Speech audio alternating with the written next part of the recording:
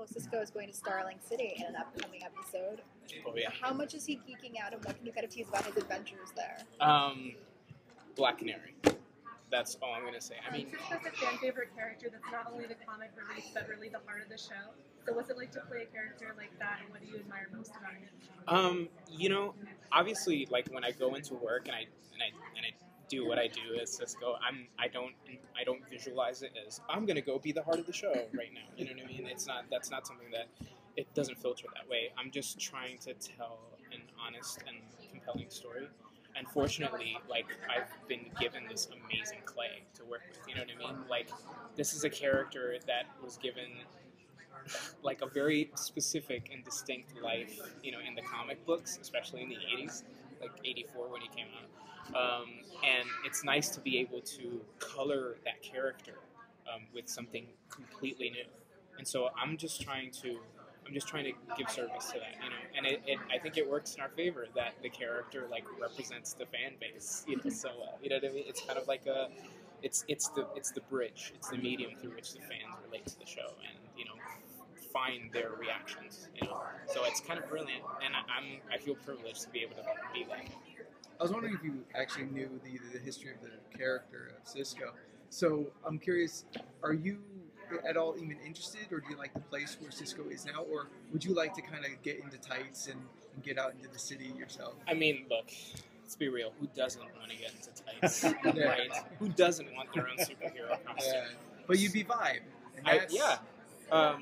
If we were to follow the trajectory of the comic books, I would be vibe. Yeah, that'd be super exciting. I know in the like New 52. And actually, even the original, there was more of like a sleeveless thing going on. I don't know if I got the guns to pull it off right now. Can you pop and lock though? Can you break it down? I mean, maybe I could do a little bit of this. There you go. Pop and lock like that. But like my worm is the best. My worm, you can't be my worm. I'm trying to work on the backwards worm. That's a tough one. Anyway, so yeah, that's about as much as I could let you know. The lab kind of nerd or resident geek is always kind of someone who's a lot of people can identify as. You kind of touched on a little bit. Is there, you know, any past kind of archetype that you've kind of patterned Cisco on? I started thinking of him as a comic relief because, you know, when we look at the skeleton of it, like bare bones, like that's how it was set up originally, I think. You know what I mean? Like that sort of like additional mechanism for finding levity in moments, you know, moments that are otherwise grim. You know what I mean? And so it kind of like blossomed and became something else. We weren't sure what it was going to be. I was very basic at first. I was like, you know, this is comic relief. I get it. I get what I'm doing here. But as this character grew more life, he became more than that. He's actually a very sensitive person who lends a lot of heart and a lot of friendship to these characters, and at times allows them to find that courage and find that heart in pivotal moments when they need it most. So yeah, it's kind of becoming its own different thing. And you know, I'm not just looking at the character's role in the dynamic, but I'm also looking at Cisco from an individual perspective. Like, what's his trajectory? What is he trying to find? What is he developing over the course of the seasons? So that's what I'm thinking about. Yeah. The Flash is really pushing diversity on television forward in a really positive way. Yeah. And Cisco is one of the smartest Latino characters we see on TV right now. Thank you. I'm just wondering, I know it's the first season, but have you heard from a lot of young Latino fans that have told you what that means to see you in that role? Oh my gosh, like you wouldn't even imagine. And I think using the Spanish as part of the dialogue in the episodes really furthers that. It really creates a deeper connection between this character and the Latino fan base.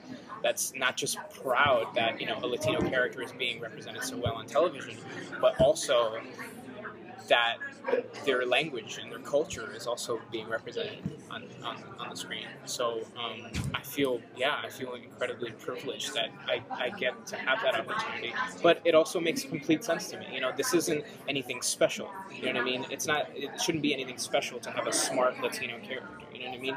Because we're employing casting that reflects the world that we live in. And in the world that we live in, we have smart people of all types. You know, we have that's just the society that we're in. So, yeah. How does the dynamic in Star Labs change now with, I mean, you guys don't know what happened to Dr. Wells, but obviously now we're kind of at a big turning point, and I imagine that, the mood or the atmosphere is going to change.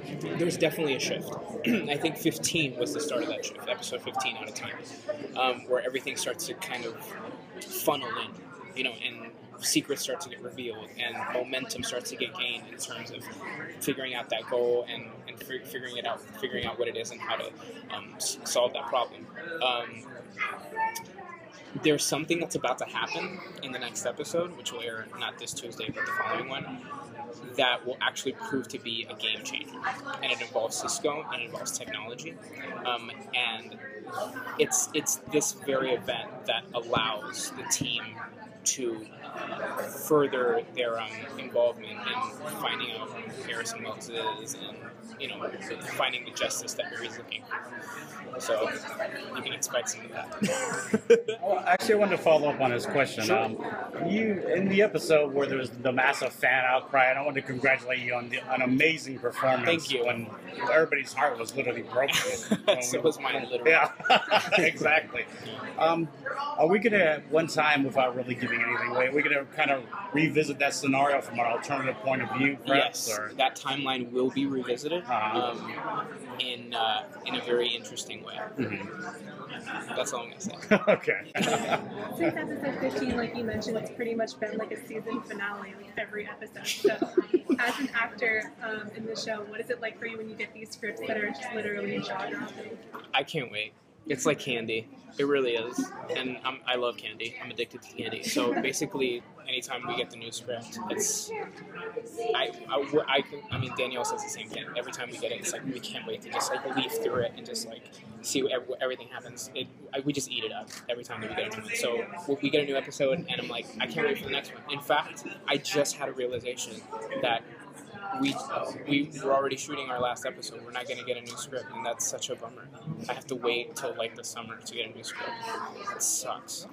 Sorry. Anyway, They have sort of set up one last question. Go ahead. they've sort of set up a sibling rivalry between you and Pied Piper Hartley. And I was wondering if you're really hoping to see that brotherhood, that strange brotherhood, develop a little bit further. Yeah. If your character is the one, hopefully will bring him to the good side, so to speak. Ooh. Yeah, I would love to see that. I think that'd be really smart and really captivating to be able to have Hartley Rathaway come back. I mean, the way that they set it up, it looks like he's going to come back, right? I mean, that's the way I see it. So when he comes back, yeah, I'd love to see how his relationship to Cisco changes, because they definitely did have that sort of sibling rivalry that, surmounted to a fight, essentially. I'm interested to see like how that relationship gets played with, especially as the team builds and the Flash gains more notoriety as a lifesaver, a hero. You know what I mean? And yeah, I don't know where Hartley is right now, but I'm sure he's plotting.